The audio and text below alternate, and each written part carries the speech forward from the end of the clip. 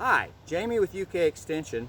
We're out in the perennial garden today and we're talking about columbines.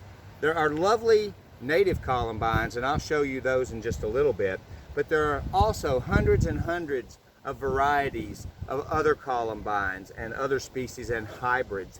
And this one is just lovely. To be honest, I don't know the name, but I want to tell you a little bit about how columbines grow, how they work, and some tips to help you succeed with them in the garden. Columbine often is a short-lived perennial. It does prefer woodland conditions, or sun is okay as long as you have organic rich soils that will support it and hold the moisture it needs. It's also incredibly durable.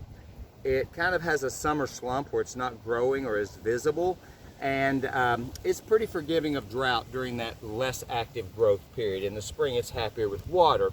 Just a lovely plant. This is a double, nearly spurless form. Some columbines, like our native, have long tails or spurs. Instead of being cupped and curled inward, these little individual petals would extend out kind of like a shooting star. Beautiful plant. It often self-seeds. Double flowers generally are less likely to self-seed, but obviously this one does. The native is indeed red and yellow. It's a lovely thing too, but if they're happy, columbines will pop up around the garden, which is good because individual plants generally don't last more than a few years. So columbine can be great. You'll have them popping up in little dry areas. In nature, they would occur on rocky outcrops, so that means they're a little more drought tolerant than many things. So columbine is a wonderful plant. There are native forms if you're a native enthusiast, or there's other lovely showier forms if you prefer that route.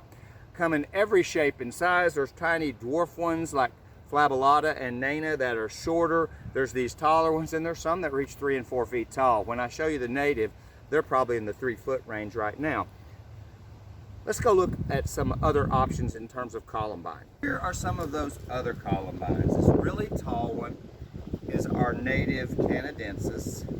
It has these lovely red and yellow flowers, but as you can see, it's a softer, slightly more subtle color with really tall flowering stalks. And then as I walk down to this next one, you're going to see what I meant about seeding.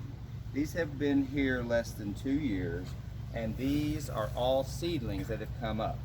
Be aware, the native one may seed way more heavily than others. It's rare to get this many plants. I've never had one become weed-like. Here's a couple of other really interesting ones. These are fully double, and they have little reddish pom-pom type flowers. And back here is a dwarf. This one's nearly finished blooming, but this dwarf one is very similar to the other purple we looked at. So columbines come in all shapes and sizes. They're very forgiving, and of course, since there is a native form, most are very adapted to Kentucky soils.